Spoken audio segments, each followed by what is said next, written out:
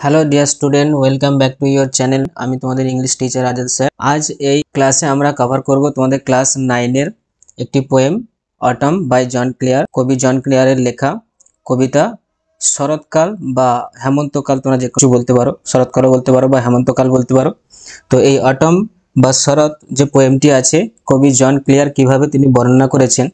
তো অ্যাকচুয়ালি এই কবিতাটা যেটা আছে সেটা আমরা কি দেখব না, এই অটম যে কবিতাটি আছে, শীতের পরেই দেখো আছে কি অটম, যেটা আমাদের ঠান্ডার কাল এবং জর্জরিত কাল। তাহলে সেই ঠান্ডা, কঠিন কনকনে ঠান্ডা কাটিয়ে, জর্জরিত অবস্থাকে কাটিয়ে যখন আমরা শরৎকালে পৌঁছাই বা হেমন্তকালে পৌঁছাই, এবং সেই হেমন্তকালে কবির জন ক্লিয়ারের কোন কোন দৃশ্যগুলোকে ভালো লেগেছে সেই দৃশ্যগুলো উনি এই কবিতাতে ফুটিয়ে তুলেছে।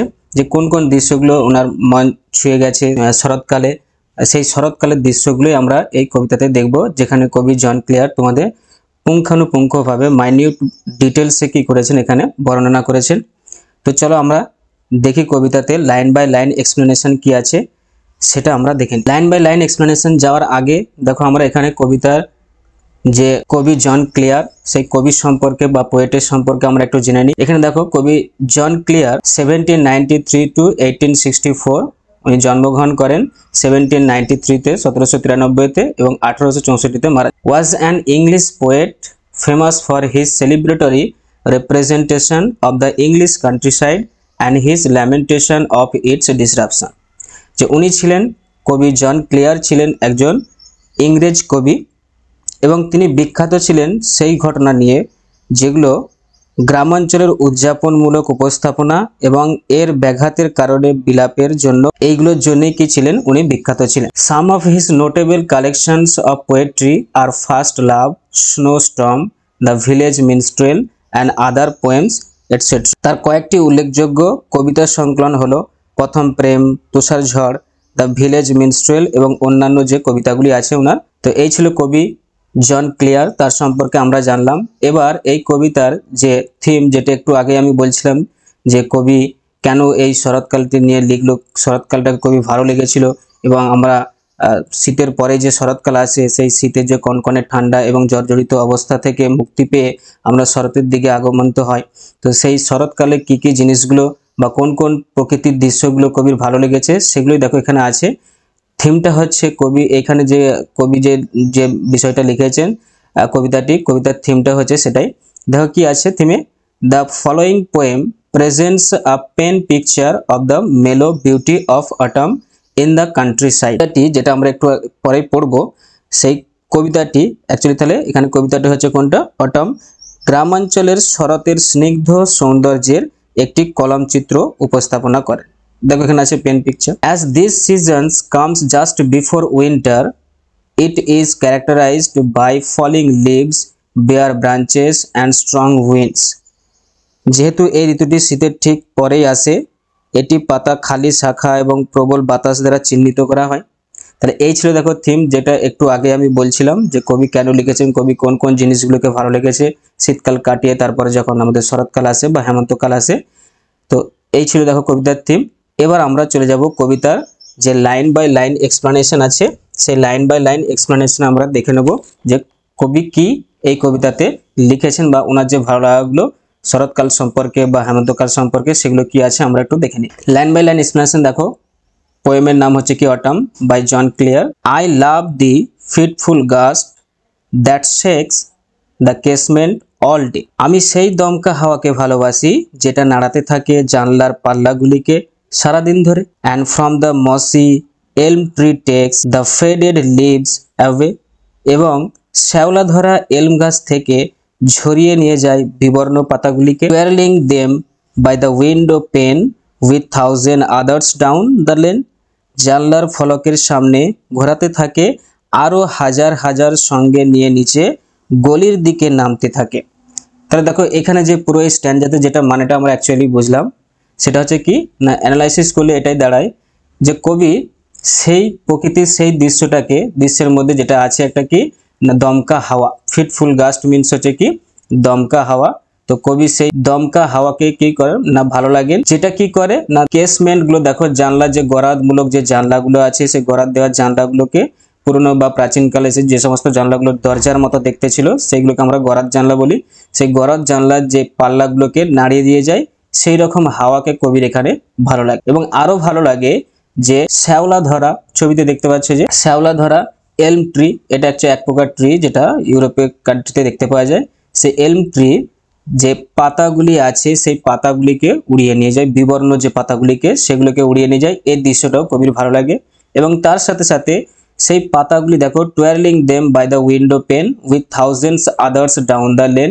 এবং কিছু কিছু যে পাতাগুলো আছে যাকে ওই দমকা হাওয়া কোথায় নিয়ে যায়, যে রাস্তা আছে রাস্তার দিকে উড়িয়ে নিয়ে যায়। এই ছিল এখানকার এই স্ট্যান্জার অ্যানালাইসিস। এবার আমরা দেখে নেব সেকেন্ড স্ট্যান্জাতে কি আছে। I love to see the shaking twig dance till the shut of leave. আমি কাঁপানো ডালগুলিকে দেখতে ভালোবাসি যেটা সন্ধ্যা নামা পর্যন্ত নড়তে থাকে। The sparrow on the cottage rig whose chirp would make believe that spring was just now flirting by in summer's lap with flowers to lie. কুটিরের চালে চড়ুই পাখিটি যার কিচির মিচির শব্দ বিশ্বাস জাগায় বসন্ত এখন খুনসুটি করছে, গ্রীষ্মের কোলে ফুলেদের সাথে শোবে বলে। তাহলে দেখো এই স্ট্যান্জাতে যেটা ছিল যে এখানে দেখো কবি কি ভালোবাসছেন না, I love to see the shaking twig. তাহলে শেকিং টুইগ দেখো যে নড়তে থাকা যে পাতাগুলো সেগুলো, dance till the shut of eve, সন্ধে নামার আগে পর্যন্ত যে পাতাগুলি নড়তে থাকে সেই পাতাগুলিকে বা যে পাতাগুলি উড়ে উড়ে যায় সেই পাতাগুলিকে দেখতে কবির ভালো লাগে। আর কি ভালো লাগে কবির এখানে দেখো, the sparrow on the cottage rig. Rig means দেখো এখানে চাল বা ছাদ, যেটা আমার উপরে যে ছাদটা বলি চালটা বলি। তাহলে কুটিরের যে চালে বা ছাদে যে স্প্যারোটি বসে থাকে, whose chirp would make believe, যার কিচিরমিচির শব্দ কি করে কবিকে বিশ্বাস জাগায় যে স্প্রিং বসন্ত যেন কি করছে, খুনসুটি করছে। কার সাথে দেখো কোথায় খুনসুটি করছে, in summer's lap with flowers to lie, গ্রীষ্মের কোলেতে শুয়ে শোবে বলে, যেখানে ফুলগুলি ঝরে ঝরে পড়ে। এরপরে চলো পরের স্ট্যান্জাতে কি আছে। নেক্সট স্ট্যান্জা দেখো, I love to see the cottage smoke curled upwards through the naked tree. আমি দেখতে ভালোবাসি কুটিরের ধোয়া যেটা কুণ্ডলি পাখি উপরে উঠে যায় পাতা ঝরা গাছেদের মধ্য দিয়ে। দ্য পিজিয়ন রেসেল round the cote on dull November days like this. পায়রাগুলি তার বাসার মধ্যে গুটিসুটি মেরে বসে থাকে এই রকম নভেম্বরের নিস্তেজ দিনগুলিতে। The cock upon the dung hill crowing the mill sails on the heath are going. নোংরার স্তূপের ওপর দাঁড়িয়ে মোরগগুলি ডাকতে থাকে, হাওয়া কলগুলি যেন পতিত জমির উপর বইতে থাকে। দেখো এখানে যে স্ট্যান্জাটা আছে এবার আমরা একটু অ্যানালাইসিস দেখে নিই যে I love to see the cottage smoke. দেখো আমরা পুরো কবিতাটি দেখছি কি যে কবি জন ক্লেয়ারের এই শরৎকাল বা হেমন্তকালের যে দৃশ্যগুলো, প্রকৃতির দৃশ্যগুলোকে দেখে ওনার ভালো লেগেছে সেইগুলোকে দেখো উনি এখানে বর্ণনা করেছেন মাইনিউট ভাবে, একদম পুঙ্খানুপুঙ্খ ভাবে সেগুলোকে বর্ণনা করেছেন। প্রকৃতির প্রত্যেকটা ক্ষুদ্র ক্ষুদ্র জিনিসকে দেখো এখানে উনি বর্ণনা করেছেন কিভাবে। তাহলে এই স্ট্যান্জাতে দেখো কবি কি ভালো লাগে কবির না, দ্য কটেজ স্মোক কাল upwards through the naked trees, যে পাতা ঝরা যে গাছগুলো সেই গাছের উপর দিয়ে কারখানাগুলি থাকে সেখান থেকে যে ধোঁয়া কুণ্ডলি পাখি উপর দিকে উঠে যায় সেই ধোঁয়াকে কবির ভালো লাগে। The pigeons nestle round the cote on dull November days like this. এবং নভেম্বরের যে নিস্তেজমূলক বিবর্ণমূলক দিনে পায়রাগুলো বাসার কাছে যেমন ঘোরাঘুরি করে সেই দৃশ্যটাকে কবির ভালো লাগে। আর কি ভালো লাগে কবি, the cock upon the dung hill crowing the mill sails on the heath are going, যে সেই মোরগ যে গোপরের স্তূপে দাঁড়িয়ে তার আওয়াজ দেয় বা ডাকে সেই রকম দৃশ্য। এবং হাওয়া কলগুলো যে পতিত জমিতে বয়ে চলেছে সেই হাওয়াটাকেও কবির এখানে ভালো লাগে। তাও কত ক্ষুদ্র ক্ষুদ্র ছোট ছোট পুঙ্খানুপুঙ্খানুভাবে মাইনর ডিটেলস দেখো এখানে কবি বলেছেন এই শরৎকাল বা হেমন্তকাল সম্পর্কে। চলো এই ছিল এই স্ট্যান্জা। এবং নেক্সট স্ট্যান্জা এবার আমরা দেখে নিই কি আছে। The feathers from the raven's breast falls on the stubbly, কাকের বক্ষে থাকা পালকগুলি খচখচে জমির ওপর পড়ে। The acorns near the old crow's nest fall pattering down the tree, পুরনো কাকের বাসার কাছে থাকা ওক ফলগুলি গাছ থেকে টুপটাপ করে পড়তে থাকে। The grunting pigs that wait for all scramble and hurry where দে ফল, ঘোত ঘোত করা শূকরগুলি যারা এই সব কিছুর জন্য অপেক্ষা করে, যেখানে ফলগুলি পড়ে সেখানে হুড়োহুড়ি গুতোগুতি করে। তাহলে এই ছিল দেখো এই স্ট্যাঞ্জার মানে, এবং এখান থেকে অ্যানালাইসিস দেখো কবির আর কি ভালো লাগে সেই দৃশ্যটা দেখো, এখানে শরৎকালের কোন দৃশ্যটা ভালো লাগে কবি সেই দৃশ্যটা দেখো এখানে বর্ণনা করা হয়েছে। না কি না, the feather from the raven's breast. Ravens হচ্ছে যে বড় যে দাঁড় কাকগুলো হয়, সেই দাঁড় কাকগুলোর বক্ষ থেকে যে নরম পালকগুলো ঝরে পড়ে কোথায় দেখো, falls on the stubble leave. Stubble leave মানে হচ্ছে দেখো এখানে যে খোলা একটা এরিয়া বা মাঠ যেখানে কি পড়ে থাকে দেখবে ধান কাটার পরে বা অন্যান্য ফসল কাটার ফলে যে খড়কুটোগুলো বা শেষের যেগুলো পড়ে থাকে, যেগুলো কাজে লাগে না, সেই জিনিসগুলোকে বলা হয়েছে। তো সেইখানে দেখো এখানে র্যাভেন্সের যে বক্ষ থেকে যে পালকগুলো ঝরে পড়ছে সেই জমিতে, এই দৃশ্যটা কবির ভালো লাগে। The acorns near the old crow's nest fall pattering down the tree. acorns means দেখো ওক গাছের যে ফল, তাহলে সেই ওক গাছের ফলগুলো কোথায় পড়ে দেখো, near the old crow's nest, যে পুরনো যে কাকের যে বাসা আছে সেই বাসার কাছে। ফল প্যাটারিং ডাউন দ্য ট্রি, যে টুপটাপ করে কিভাবে পড়ে না, এখানে যে ফলগুলো পড়ার যে আওয়াজটা কবি বর্ণনা করছে, দেখো কত তীক্ষ্ণ তীক্ষ্ণ ক্ষুদ্র ক্ষুদ্র ডিটেলস দেখো এখানে দিয়েছে তোমাদের কবিতায়। ফল প্যাটারিং ডাউন দ্য ট্রি, যে টুপটাপ করে যে ফলগুলো গাছের ফলগুলো পড়ে সেই দৃশ্যটা। The grunting pigs that wait for all scramble and hurry where দে ফল, এবং সেই ওক গাছের নিচে যেখানে ওই ওক গাছের ফলগুলো পড়ে সেখানে দেখো কারা গুতোগুতি করছে ঘোত ঘোত করে আওয়াজ করে, যে যে শূকরের যে দল আছে সেই শূকরের দল সেখানে সেই ফলগুলোকে খাবে বলে সেখানে একসাথে অনেক শূকর ঘোত ঘোত করে আওয়াজ করছে আর ঠেলাঠেলি বা গুতোগুতি করে সেখানে লড়াই করছে। তাহলে এই দেখো প্রকৃতির যে হেমন্তকালের যে দৃশ্য কবি জন ক্লেয়ার এখানে তোমাদের বর্ণনা করলো, কত সুন্দর দেখো মাইনিউট ডিটেলসে। এবার আমরা চলে যাব এই কবিতার যে সামারি আছে, যেটা তোমাদের অনেকে হেল্প করবে। সামারি পড়লে পুরো কবিতাটা সম্পর্কে লাইন বাই লাইন তুমি যদি এক্সপ্লেনেশন নাও পারো তাহলে সামারি থেকে পড়ে তুমি কবিতাটা সম্পর্কে পুরোটাই বুঝতে পারবে। দেখো সামারি কি আছে, by this poem John Clare represents the beauty of autumn with his own sweet will. তাহলে এই কবিতা, যে কবিতা আমরা পড়লাম একটু আগে লাইন বাই লাইন এক্সপ্লেনেশন দেখলাম, শরৎকাল বা হেমন্তকালকে কবি জন ক্লেয়ার কিভাবে তার সুন্দরভাবে কথার মাধ্যমে মিষ্টি মিষ্টি কথার মাধ্যমে উনি কিভাবে মাইনিউট ডিটেলসে ব্যাখ্যা করেছেন বা আমাদের সামনে তুলে ধরেছেন এই কবিতার মাধ্যমে, তো সেটা তো আমরা দেখলাম। দেখো সেটাই এখানে আছে। In the very beginning of the poem the poet express that he loves the wind that shakes the casement all through the. পোয়েমের প্রথমে দেখো আমরা প্রথম যখন স্ট্যান্ডার্ড শুরু করেছিলাম পোয়েমের শুরুতেই কবি কি বলেছেন, কবি ভালোবাসেন কোন জিনিসগুলোকে, প্রত্যেকটা স্ট্যান্ডার্ডে আমরা দেখেছিলাম কবির যেগুলো ভালো লাগে যে দৃশ্যগুলো সেগুলো উনি বর্ণনা করেছেন।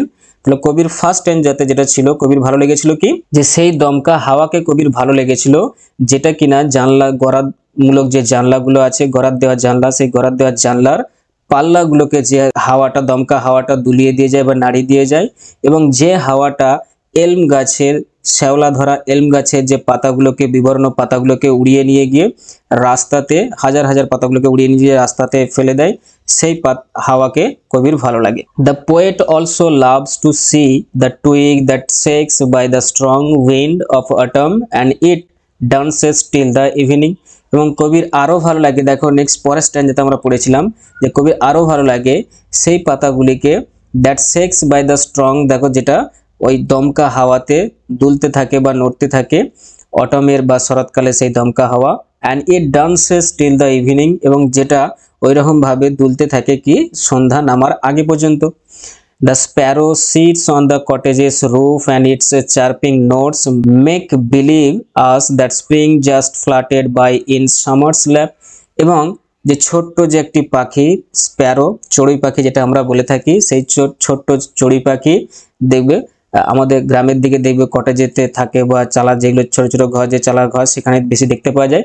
তো এখানে দেখো সেই ছোট্ট চড়ুই পাখি কটেজের উপর বসে থেকে চার্পিং করছে, কিচিরমিচির করছে, যার কিচিরমিচির আওয়াজে এটা বিশ্বাস জাগায় যে স্প্রিং কি করছে, বসন্তকাল গ্রীষ্মের কোলেতে কি করছে না ফ্লাটিং করছে, খুনসুটি করছে। নেক্সট আছে দেখো, the poet loves to see the smoke of cottage that curls upward through the naked trees.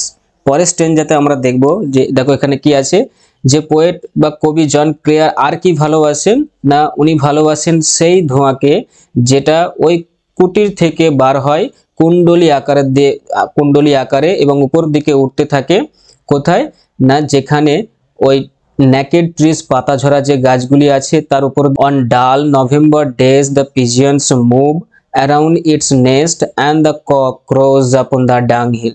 আর কবির কি ভালো লাগে, আর ভালো লাগে সেই দৃশ্যটা যে নভেম্বরের যে নিস্তেজ একটা আবহাওয়া থাকে বা নিস্তেজ দিনগুলিতে যেখানে পায়রাগুলি তাদের বাসাতে ঘোরাঘুরি করে, তাদের বাসার কাছাকাছি ঘুনছুটি মেরে বসে থাকে সেই দৃশ্যকে, এবং সেই মোরগটা যে গোবরের স্তূপের উপর দাঁড়িয়ে থেকে ডাক দিয়ে যায়, এরকম দৃশ্যকে কবির ভালো লাগে। The mill continuously moves through the widows.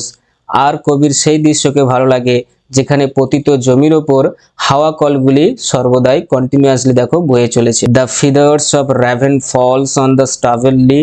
আবার সেই দৃশ্যকেও কবির ভালো লাগে যেখানে ঘাস ভরা জমিতে ফসল কাটার ফলে যেখানে খড়কুটোগুলো পড়ে থাকে সেইখানে বড় দাঁড় কাকের বক্ষ থেকে খসে পড়া পালকগুলিকে কবির দেখতে ভালো লাগে। এবং লাস্ট দেখো কি আছে, ইন অটম, লাস্ট স্ট্যান্জাতে আমরা যেটা পেয়েছিলাম, ইন অটম শরৎকালে বা হেমন্তকালে the fruit acorn falls from the tree near the old crow's nest by making pattering sound and the pigs grunt and wait for all in hurrying mood and they scramble to get those fruits।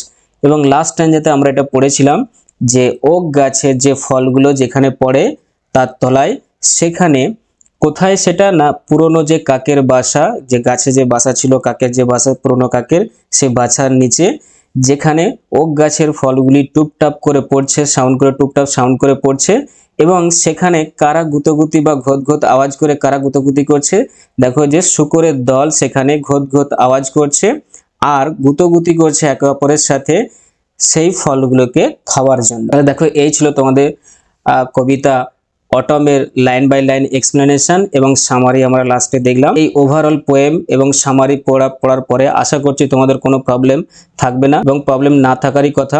এরপরে এই পরবর্তীকালে যে তোমাদের autumn যে কবিতা আছে এই কবিতার next ভিডিওতে আমরা দেখব কি, সেখানে আমরা আলোচনা করব এক্সারসাইজ, তোমাদের এই টেক্সট থেকে যে এক্সারসাইজগুলো আছে এবং গ্রামার যেগুলো আছে সেই ভিডিওতে আমরা আলোচনা করব। তো আজকে এই পর্যন্তই। Thanks for giving your time and subscribe my channel, like and share. Tata, by.